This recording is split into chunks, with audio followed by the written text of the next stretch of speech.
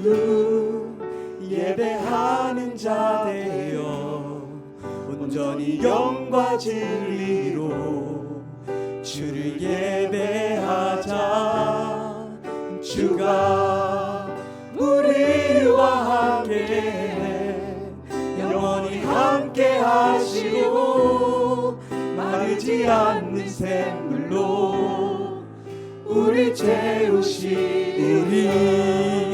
모두 예배하는 자 되어 온전히 영과 진리로 주를 예배하자. 주가 우리와 함께 영원히 함께 하시고 마르지 않는 샘물로 우리 채우시리. 다 같이 일어나서 하나님의 말씀 받도록 하겠습니다. 오늘 우리에게 주신 하나님의 말씀은 요한복음 4장 20절에서 26절까지 말씀인데요, 저희들 지난주처럼 슬라이드 한 장씩 번갈아서 교독하면서 하나님의 말씀을 읽어 내려가겠습니다. 20절 제가 읽고 그 다음에 21절 여러분이 읽으시고 그렇게 함께 교독하겠습니다. 세번역 말씀입니다. 우리 조상은 이 산에서 예배를 드렸는데 선생님네 사람들은 예배드려야 할 곳이 예루살렘에 있다고 합니다.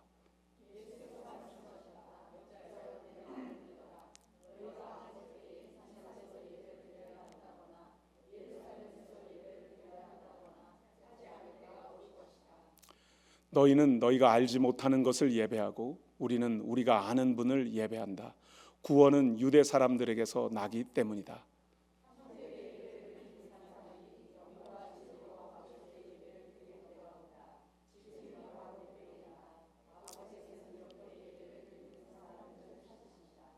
하나님은 영이시다.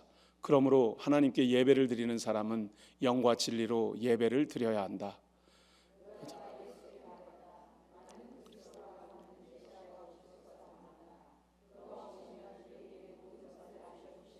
함께 26절 읽습니다. 예수께서 말씀하셨다. 너에게 말하고 있는 내가 크다. 오늘 우리에게 주신 하나님의 말씀입니다. 말씀을 주신 하나님께 감사드립니다. 아멘. 잠깐 기도하겠습니다.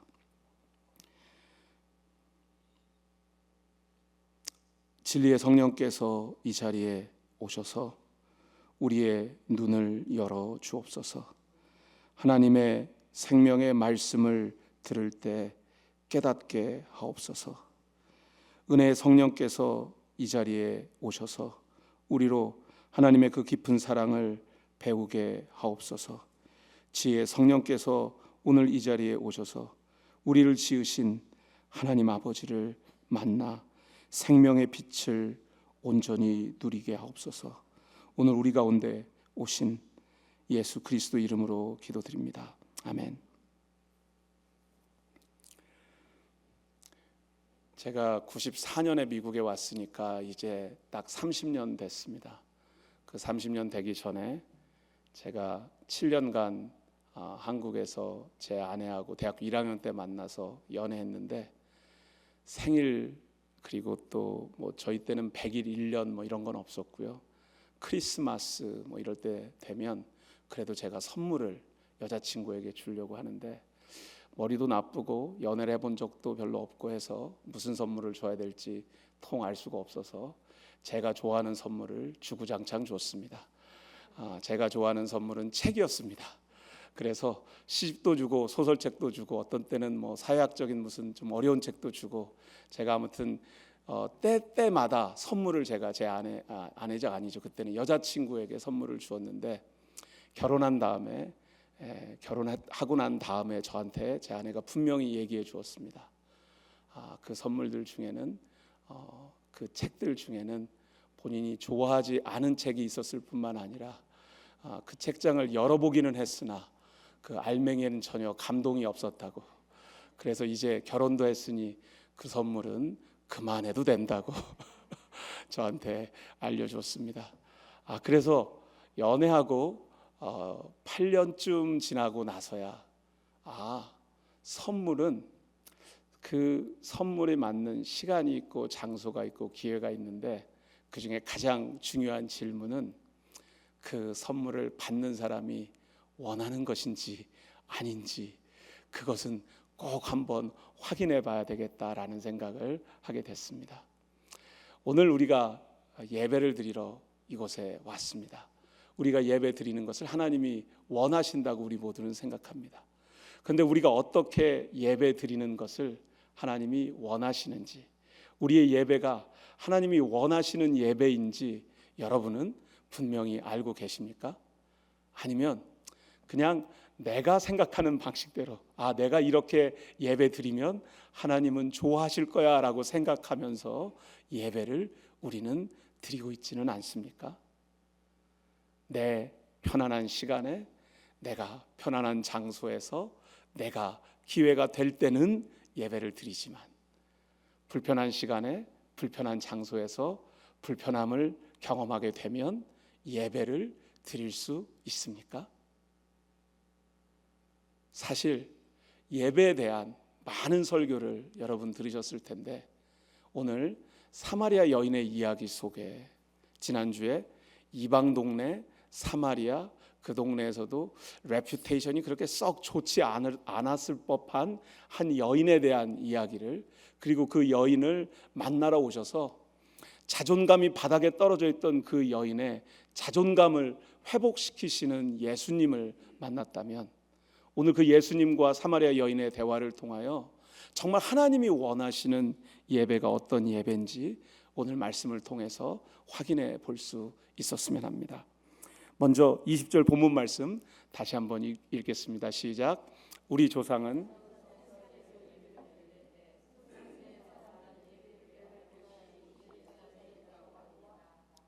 아멘. 먼저 우리는 예배를 드릴 때 예배를 드려야 할 곳 장소가 중요하다고 생각합니다.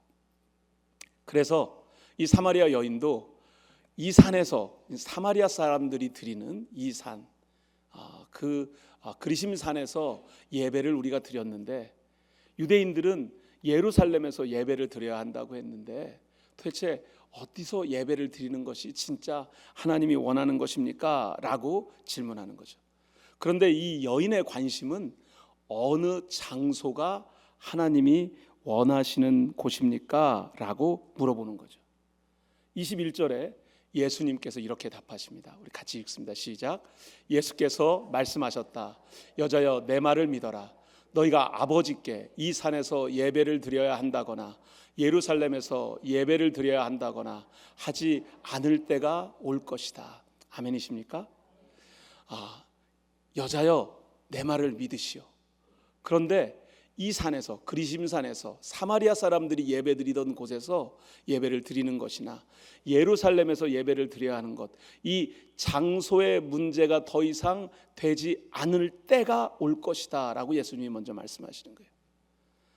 여인은 장소가 중요하다고 얘기하는데, 예배 장소가 중요하다고 얘기하는데 예수님은 장소가 중요하지 않을 때, 그러니까 어느 순간에는 장소가 여전히 중요할 때가 있었어요. 그것은 왜요? 유대인들이 예루살렘에서 예배를 드리지 못했던 때가 언제죠? 성전이 파괴되어진 다음에, 그러니까 바벨론의 포로로 끌려간 다음에 BC 583년에 성전이 다시 지어진 515년까지 그 사이에 예루살렘 성전이 없었기 때문에 이스라엘 백성들은 예배를 드릴 수가 없었어요. 그러니까 장소가 아주 중요한 거예요, 이스라엘 사람들에게. 그런데 바벨론 포로로 돌아온 백성들이 이제 우리 그 느헤미야 이야기나 또 학개, 스가랴 그런 선지자들의 이야기가 성전 재건에 대한 이야기였잖아요. 이번 기쁨의 언도 이번이 아니죠. 8월 달에 저희가 읽었던 말씀 중 학개, 스가랴 선지서는 성전 재건에 대한 이야기였단 말이에요. 그러니까 성전을 다시 지을 때 남쪽 유다에 있는 사람들은 사마리아 사람들이 이미 나라를 잃고 아시리아 사람들에 의해서 종교적으로 또 인종적으로 혼합되어서 순수하지 못하다고 생각해서 순수하지 못한 사람들은 성전을 재건하는데 참여하면 안 됐다고 그랬던 거예요. 사실은 남유다에 있었던 사람들이 예루살렘 성전을 지을 때 북쪽에 있었던 사마리아 사람들을 거절한 거예요. 도와주겠다고 한 사람들.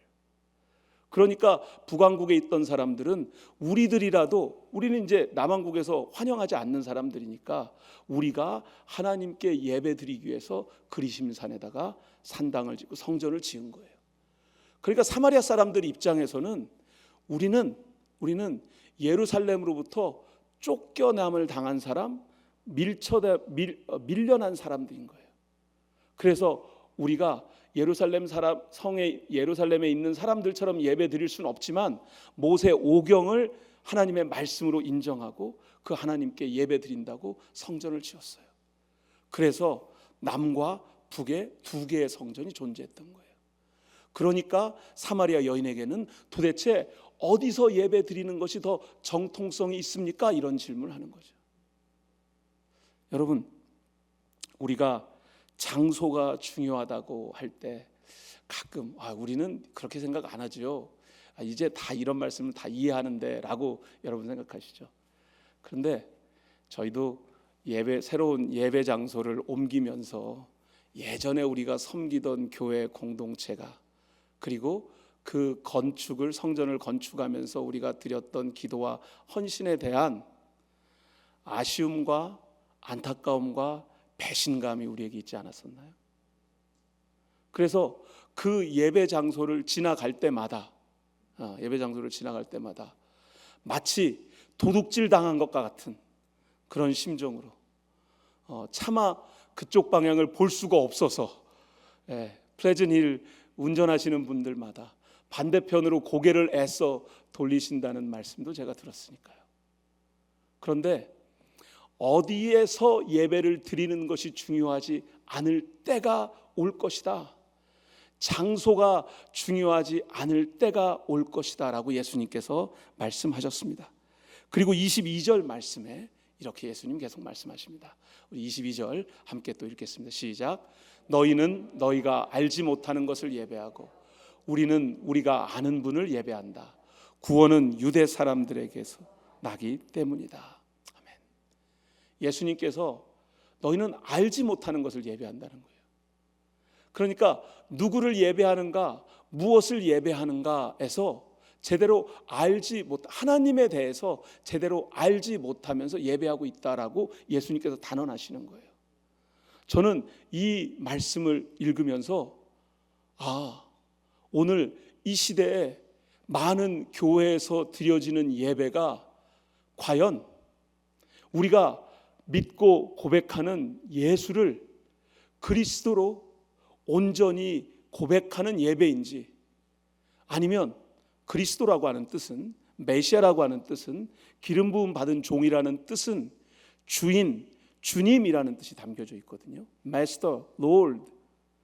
그 단어는 내 생명의 주인이시고 우리 삶의 주인이시고 우리의 모든 것의 주인이시다라고 하는 그 고백이 담겨져 있는 거거든요. 그런데 정말 우리의 예배가 예수를 그리스도로 주인으로 고백하는 예배인가라고 하는 질문인 거죠.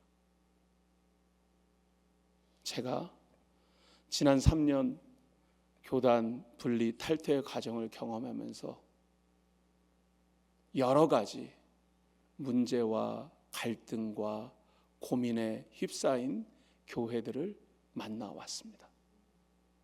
그리고 실제로 남가주나 메릴랜드나 펜실베니아 주에서는 여전히 교회의 재산권을 놓고 연애와 다툼, 법적 분쟁이 있는 교회들도 있습니다.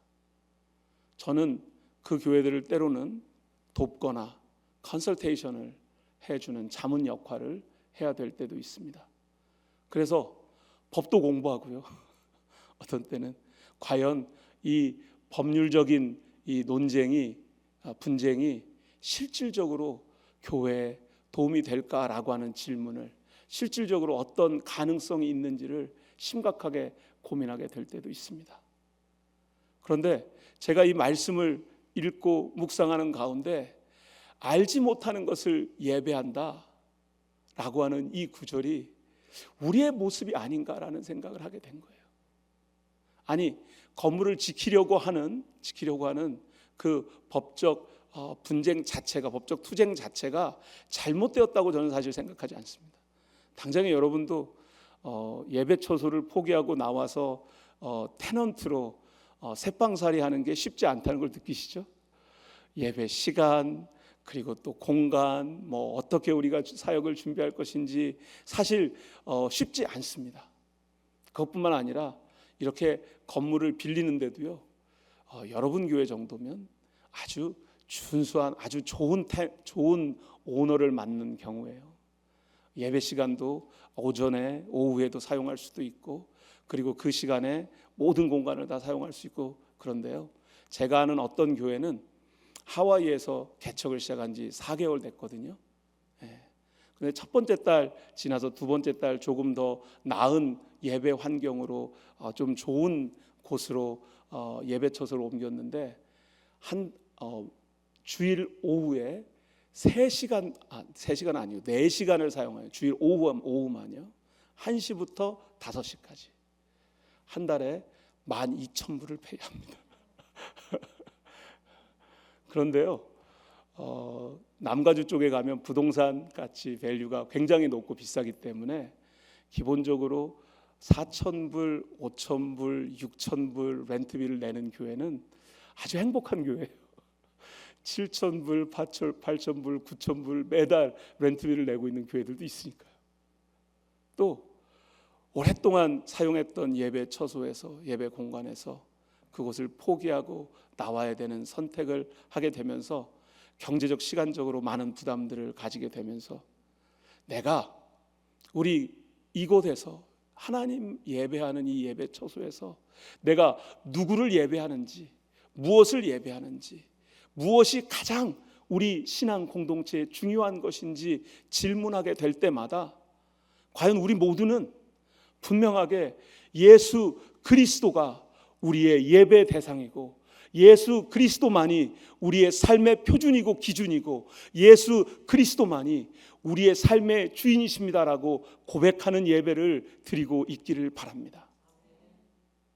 그래서 예수님께서 누구를, 무엇을 예배하는지 너희들은 알지 못한다라고 하는 이 도전이 사실 우리로 하여금 나의 예배를 다시 한번 되돌아보게 하는 하나님의 분명한 음성이 되기도 합니다.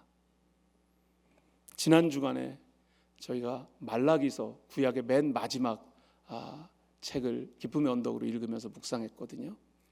그런데 말라기서의 1장 8절 말씀인데요, 우리 한번 제가 세 번역으로 준비했습니다. 우리 함께 읽겠습니다. 시작.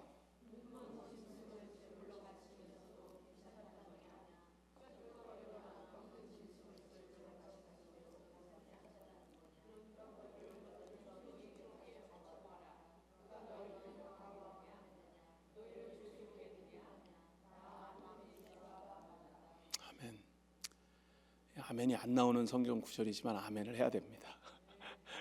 왜냐하면요, 제가 성전이 있다가 성전이 무너지고 바벨론 포로로 끌려갔다가 포로로 귀환한 사람들이 성전을 재건하는 이야기, 그래서 BC 515년경에 성전 재건에 대한 이야기가 학개 스가랴였다고 말씀드렸죠.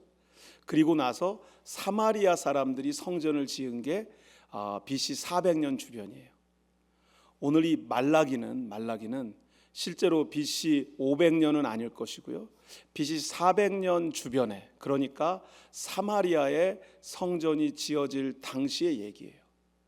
그러니까 이 말라기서는 실제로 구약에서 신약으로 넘어가는 그 맨 마지막 신구약 중간기라고 하는 시기에 맨 끄트머리에 걸려있는 책인데, BC 한 400년 주변이면 어떤 일들이 벌어지냐면 눈먼 짐승을 제물로 드리거나 절뚝거리거나 병든 짐승을 제물로 바치는 일들이 있었다는 거예요. 여러분, 말라기서에 이런 구절이 있던 걸 아셨어요?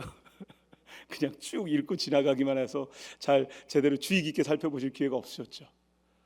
여러분, 이스라엘 백성들이 성전을 재건할 때 얼마나 감격스러운 마음으로 헌신하면서 성전을 다시 재건했겠어요.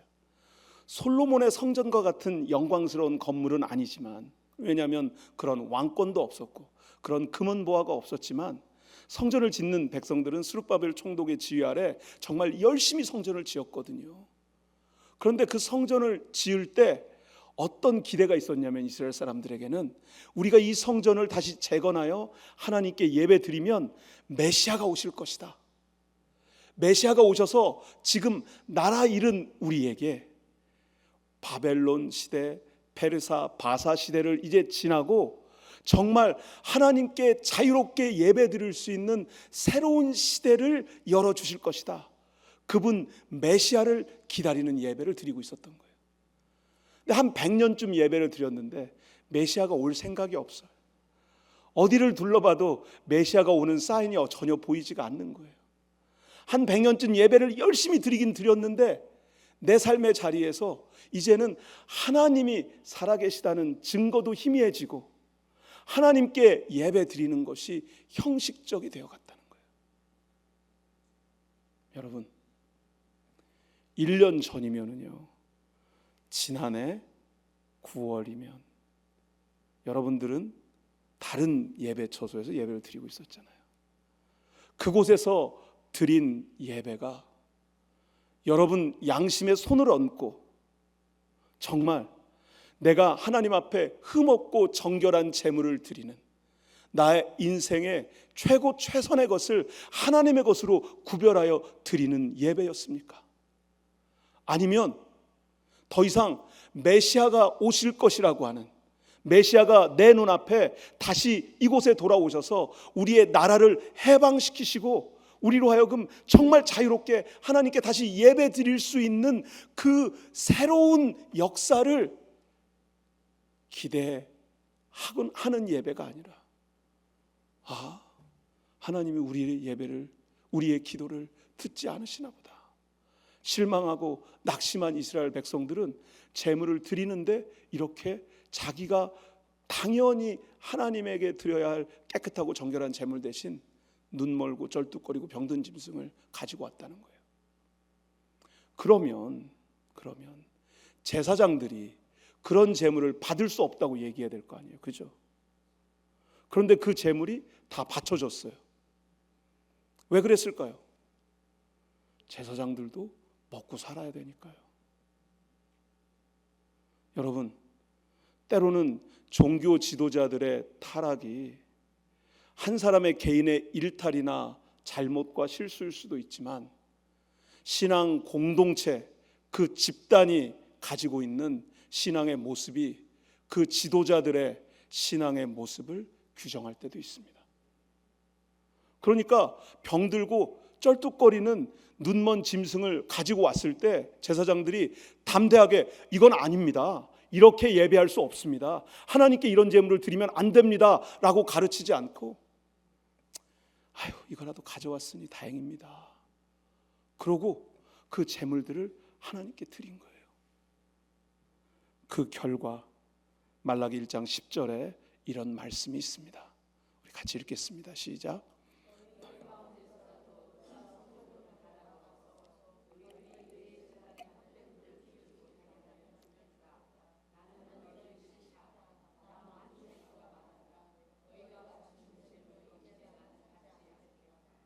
아멘. 저는 성전 문을 닫아 거는 일이 우리 시대에 이제는 우리 눈으로 보는 날들이 바로 우리 눈앞에 펼쳐지고 있다는 말씀을 드리고 싶습니다. 미국에 얼마나 많은 교회가 문을 닫고 있는지 아세요, 여러분? 그리고 그 문 닫은 교회들이 그냥 교회의 다른 공간으로, 다른 예배 처소로 사용되어지는 것이 아니라 때로는 술집으로도, 때로는 호텔이나 개인의 주택으로도 여러 가지 용도로 사용되어지는 일들이, 예전에 유럽 교회가 그렇다는 얘기 막 여러분 들었죠? 미국 교회들도 그런 교회들이 이제는 많이 나타나고 있습니다. 언제 그런 일들이 우리들 눈앞에 펼쳐질지 모릅니다. 주님께서 뭐라고 하셨어요? 누가 성전문을 닫아 걸어서 헛된 불, 헛된 제사를 드리지 않았으면 좋겠다. 너희들이 싫다. 너희가 바치는 제물도 이제 나는 받지 않겠다라고 선언하시는 서슬퍼런 주님의 음성을 이 시대 교회는, 목사들은 과연 우리는 듣고 있는가라고 하는 질문을 해보게 되는 겁니다. 도대체 우리의 예배가 어떤 모양으로 드려지고 있는지 정말 심각하게 생각해 보지 않을 수 없습니다. 이제 주님께서 이렇게 23절에 말씀하십니다. 우리 함께 읽겠습니다. 참되게 예배를 드리는 사람들이 영과 진리로 아버지께 예배를 드릴 때가 온다. 지금이 바로 그때이다. 아버지께서는 이렇게 예배를 드리는 사람들을 찾으신다. 아멘이십니까?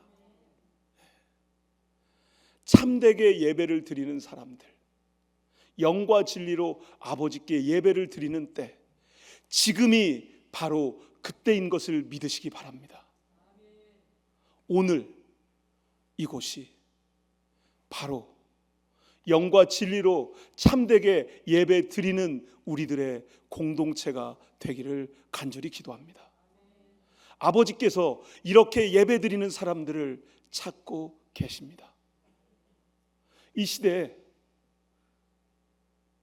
영과 진리로 아버지께 예배 드리는 사람들, 그 사람들을 주님께서는 간절히 찾고 계십니다. 도대체 이 참되게 드린다는 예배가 무엇일까? 그런 고민을, 질문을 해보게 됩니다. 히브리서 10장 5절과 10절 두 절 말씀 간단히 함께 읽겠습니다. 시작. 그러므로 세상에 임하실 때 가라사대 하나님이 제사와 예물을 원치 아니하시고 오직 나를 위하여 한 몸을 예비하셨도다. 이 뜻을 쫓아 예수 그리스도의 몸을 단번에 드리심으로 말미암아 우리가 거룩함을 얻었노라. 아멘이십니까? 우리가 왜 하나님의 하이어 스탠더드를 따라가야 되는 줄 아십니까? 하나님께서 왜 우리에게 순전하고 흠없는 제물을 바치라고 우리에게 명령하신 줄 아십니까? 하나님께서는 한 몸을 예비하셨대요. 그래서 이 뜻을 쫓아 예수 그리스도의 몸을 단번에 드리심으로 말미암아 우리가 거룩함을 회복하게 되었습니다. 무슨 얘기냐면요, 하나님께서는 우리에게 예배의 전형을 보여주시는 거예요. 어떻게 예배하는지, 어떻게 드리는지, 어떻게 하나님께 온전히 헌신하는 것이 참다운 예배인지를 보여주시는데, 자기 자신의 하나밖에 없는 아들의 몸을 십자가에 들이심으로 우리를 구원하시는 새로운 예배를 시작하신 것입니다. 그래서 예수 그리스도의 그 몸을 드린, 그렇게 우리를 사랑하셨다는 거예요. 하나밖에 없는 아들을 내어놓으시는 그런 마음으로 하나님께서는 우리를 지금도 찾고 계신다는 거예요. 그러니까 하나님께서는 우리가 드리는 부적절하고 불결하고 부정하고 정성을 제대로 담지 못한, 신실하지 못한 제물을 받지 않겠다고 말씀하시는 거예요. 너희들이 어떻게 그럴 수가 있느냐? 나는 내게 하나밖에 없는 아들을 너희 죄 사함을 위하여 십자가에 내어 놓았는데, 너희는 내 아들을 놓은 그 희생 제사를 이제는 아무 의미 없는 것으로 되돌려 버리는 것이다 라고 말씀하시는 것인지도 모릅니다. 로마서 12장 1절, 예배에 대해서 우리가 할 때마다 항상 아는 말씀이죠. 우리 다 같이 함께 읽겠습니다. 그러므로 형제들아, 내가 하나님의 모든 자비하심으로 너희를 권하노니 너희 몸을 하나님이 기뻐하시는 거룩한 산 제사로 드리라. 이는 너희의 드릴 영적 예배니라. 아멘. 도대체 영적 예배라는 게 무엇일까라고 질문하게 될 때, 로마서 12장 1절은 분명하게 얘기하는데, 우리의 몸을 하나님이 기뻐하시는 거룩한 산 제사로 드리는 것이 영적 예배래요. 우리는 영적 예배라고 하는 단어를 딱 대하면, 이거는 영적인 거니까 육체적인 게 아니고 영적인 체험 같은 것을 이야기하는 것인가 보다, 신비한 영적 체험을 하는 것, 그런 영적 예배인가 보다라고 우리는 오해할 때가 종종 있습니다. 근데 여기 계신 분들 중에도 여러분 성령의 은사를 체험해서 방언도 하고 신비한 체험을 하게 되었는데, 그리고 나서 그 다음날 우리의 모든 삶이, 우리의 몸이 다 바뀌나요? 그런 경험이 별로 없는 분들이 많으셔서 확실하게 대답을 못 하실 수도 있겠으나, 저도 은사도 체험해보고 경험해보았지만 사람이 그렇게 잘 바뀌지 않더라고요.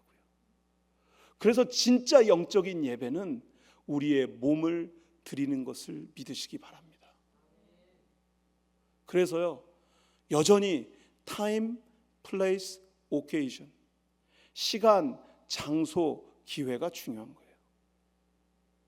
그런데 시간, 장소, 기회, 이 기준이 내가 원하는 것이 아니라 하나님이 원하는 것으로, 하나님이 원하는 시간에, 하나님이 원하는 장소에서, 하나님이 주시는 기회에 예배할 수 있는 저와 여러분 되기를 주의 이름으로 축원합니다. 그렇게 예배해야 하나님께서 받아주시는 예배가 될 수 있는 것입니다. 24절에 너무나 잘 아는 구절이죠. 우리 다 같이 함께 읽습니다. 하나님은 영이시다. 그러므로 하나님께 예배를 드리는 사람은 영과 진리로 예배를 드려야 한다. 아멘. 영과 진리로 예배를 드려야 한다. 이게 옛날 개역 성경은 신령과 진정으로 예배 태도를 마치 얘기하는 것 같아서 훨씬 이해하기가 쉬웠는데, 원어 성경에 가깝게 번역한 개역 개정이나 새 번역은 다 영과 진리, worship in spirit and in truth, 이렇게 번역을 해놨어요. 이게 그냥 원어 성경 그대로를 번역한 거나 다를 바가 없습니다. 근데 더 어려워졌어요, 사실은. 원어에 맞는다고는 생각이 되어지는데, 뜻은 맞는데 이게 구체적으로 와닿지가 않는 거예요. 왜냐하면 영으로 진리로 예배드린다는 게 이게 무엇인지 이게 확 그랩되지가 않는 거예요. 영적 예배가 몸으로 드린다라고 제가 아까 말씀드렸는데, 영으로 예배를 드린다. In spirit. 이 in spirit은 성령 안에서 우리의 영이 새롭게 거듭나게 됨으로 우리의 영을 지배하고 통제하고 내주하시는 성령 안에서라는 뜻입니다. 문제는 단어의 뜻은 이렇게 해석할 수 있는데 어떻게 적용하는지가 어렵다는 거예요. In truth도 마찬가지입니다. 이 진리라고 하는 것은 예수 그리스도의 말씀이라는 걸 우리가 알고 있거든요. 그러니까 예수 그리스도 안에서, 진리의 말씀 안에서 예배해야 된다라고 하는 그 뜻은 알겠는데, 그것을 어떻게 프랙티스 할 것인가가 문제인 거죠.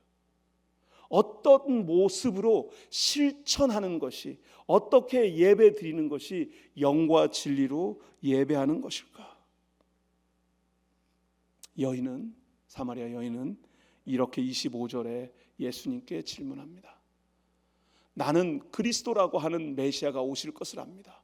그가 오시면 우리에게 모든 것을 알려주실 것입니다. 그러니까 사마리아 사람들도 메시아를 기다리고 있는 거예요.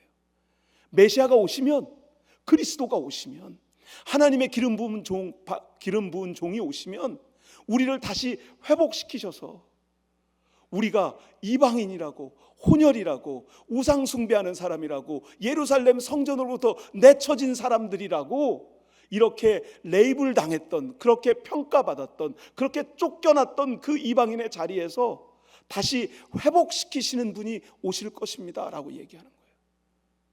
그런데 예수님께서 답하시죠. 너에게 말하고 있는 내가 그다. I am he.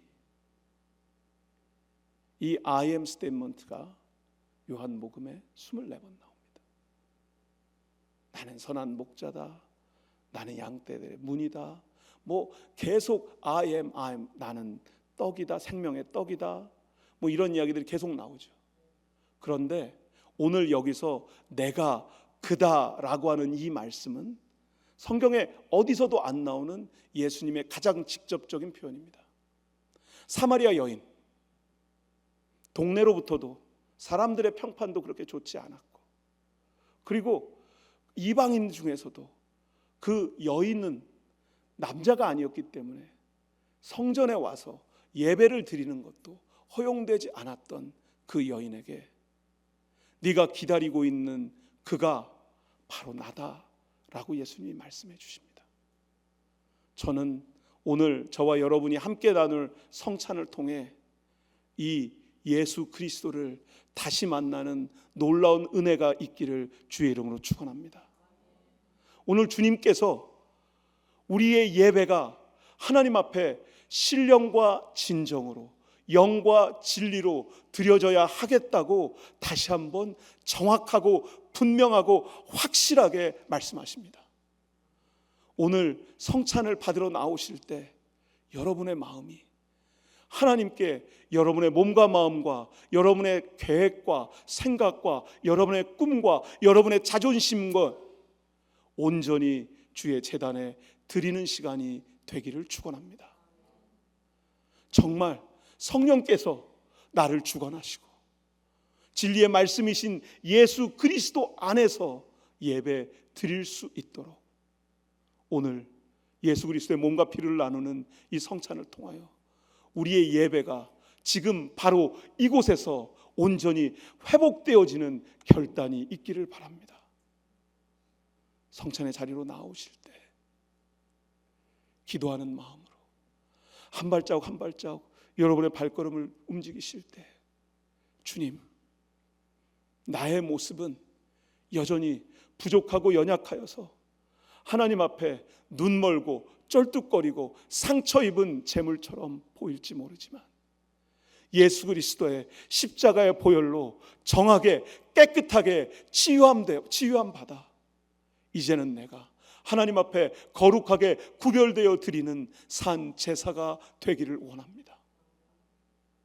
하나님 앞에 내가 드려지기를 원합니다. 과거의 실수와 허물, 상처와 아픔으로부터 예수 그리스도의 몸과 피가 저와 여러분을 온전하고 깨끗하고 정결하고 거룩하게 회복시키심으로 하나님 앞에 우리의 삶이 산 제사로 드려지는 우리의 몸이, 우리의 마음이, 우리의 계획이, 우리의 꿈이, 우리의 모든 것이 하나님께 온전히 드려지는 그런 예배가 오늘 이 아침으로부터 새롭게 시작되기를 간절히 기도합니다. 기도하겠습니다. 주님, 뜨거운 낮 우물로 혼자 걸어왔던 여인에게 생명의 물 생수를 가지고 만나 주신 것처럼 오늘 우리가 주의 제단에 다시 나와 예수 그리스도의 몸과 피를 받을 때 결핍과 무너진 사마리아 여인이 예수 그리스도의 생명수로 회복되어졌던 것처럼 오늘 우리도 주님 안에 다시 회복되게 하옵소서. 오늘 우리의 예배로 영과 진리 안에서 우리의 주인이신 예수 그리스도만을 온전히 예배할 수 있는 우리가 되게 하옵소서. 이 땅에 우리를 다시 살리기 위해서 오신 예수님 이름으로 기도합니다. 처음부터 찬양하실까요?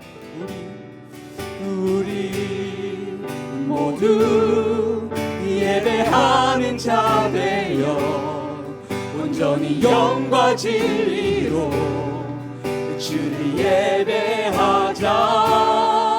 주가 우리와 함께 영원히 함께 하시고 마르지 않는 샘물로 우리 모두 예배하는 자 되어 온전히 영과 진리로 주를 예배하자. 주가 우리와 함께